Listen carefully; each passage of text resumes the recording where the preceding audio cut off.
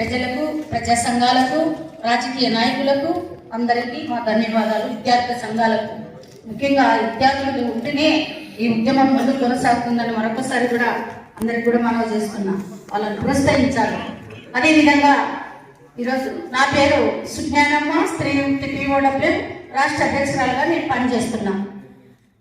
ఈరోజు దాదాపు ఈ రోజుకి 28 రోజులు ఈ జాయింట్ యాక్షన్ ఆధ్వర్యంలో జిల్లా ఆదోని జిల్లా కావాలని ఎంతో మంది ప్రజలు వాళ్ళ యొక్క వ్యక్తిగతాన్ని పక్కన పెట్టి మతానికి అతీతంగా, రాజకీయ పార్టీలకు అతీతంగా, మతాలు అన్నిటికీ వ్యతిరేక మనం పక్కన పెట్టి కూడా ఈరోజు ఆదోని జిల్లా సాధించుకుంటే అన్ని సౌకర్యాలు ఇక్కడ ఉంటాయనేది కూడా అందరూ చెప్పాల్సిన విషయం. అది రోజు మాట్లాడుతూనే ఉన్నాం.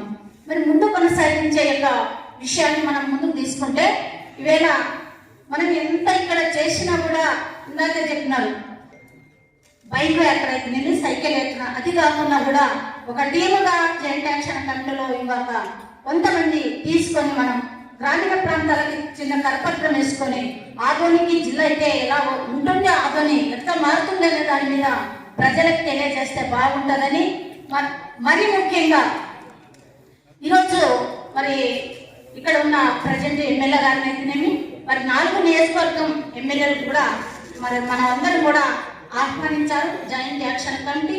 అయినప్పటికీ వారు రాలేకపోయారు. ఈవేళ నా యొక్క అభిప్రాయం, సూచన ఒకటే చిన్న లేదు, అది కాదు. ఖచ్చితంగా మనం ఈ ఉద్యమాన్ని ముందుకు తీసుకెళ్లాలంటే ఖచ్చితంగా ప్రతి నియోజకవర్గం ఎమ్మెల్యేలు పోయి చంద్రబాబును గట్టి కూర్చొని మరి గౌరవనీయులైన ముఖ్యమంత్రి గారికి మన ఆదోని జిల్లాని వాళ్ళ దగ్గర మనవి చేసుకొని ఖచ్చితంగా ఆదోని జిల్లా అయితేనే మాకు అక్కడ మనుగడ ఉంటుంది, లేకపోతే లేదనే ఉద్దేశంతో వారు కూడా తెలియజేస్తే బాగుంటుందని మరి యొక్క ఈ అవకాశం ఇచ్చిన మరి జాయింట్ యాక్షన్ కమిటీ జేఎస్ వారికి విప్లవ ధన్యవాదాలు చెప్తూ ముగిస్తుంది.